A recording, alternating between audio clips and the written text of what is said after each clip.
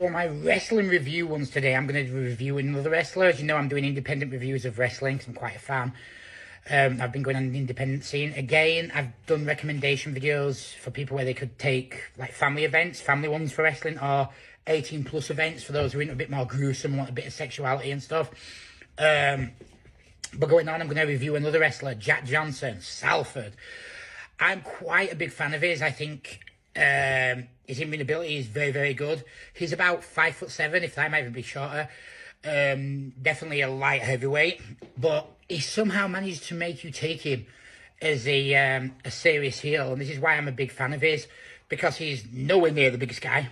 He's, you know, probably not the most intimidating to look at, but he plays a very good, nasty, dirty heel, and it's believable that the best way of saying it is, and I should have covered this in the beginning, like I say, with all my reviews, none of it is personal. So if I say this guy isn't a good wrestler, I don't rate him, or I don't think he's that good at that. This is just my beliefs from watching them. It's not a personal thing, but moving on from that. I think the best way to describe Jack is like a little shit.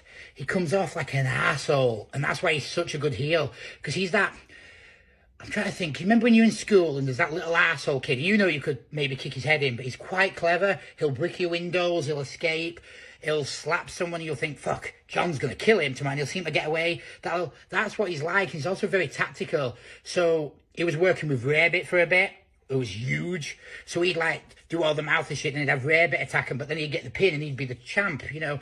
So he's a very good, he has this great charisma, and his psychology in the ring is good. Like, you'll even watch him do matches and he'll slap someone and he'll take beatings. He takes quite a bit of beatings. But as a heel, I don't like giving 10s. So I'm going to give him a 9.5. I think he's one of the best heels around in this country. His mic skills of a heel, easily a 9. His interaction with the fans, easily a 9. His in-ring ability, I'd still class him as a 9. He doesn't do a lot of over-the-top moves, but he tells a story.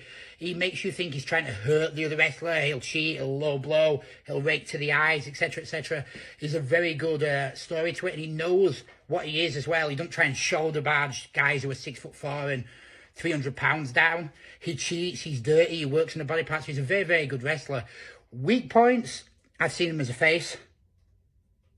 2 out of 10. It was an horrendous face. It just did not work for him. I saw him, it was at GTM, I saw him as a face, and he was like, yeah, guys, come on and cheer for me. And it was such, it just felt like he didn't even enjoy it. It was like a bad acting. But as a heel, 10 out of 10. Could he pull off a face? He probably could. I think he could pull off a face like a DX type of face, a Shawn Michaels type face, where he's an arsehole, but you like him. But the face run that the GTM gave him was downright horrendous. Whoever came up with that idea, you can just see Jack, and if you've watched him 3 or 4 times, it was just a poor way of portraying his character. But overall, I'd give him a 8.5 out of 10.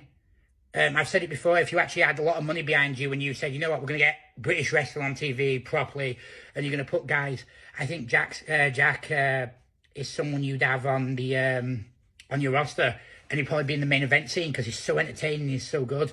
So I'd give him an 8.5 overall, I think, if I'm truthful.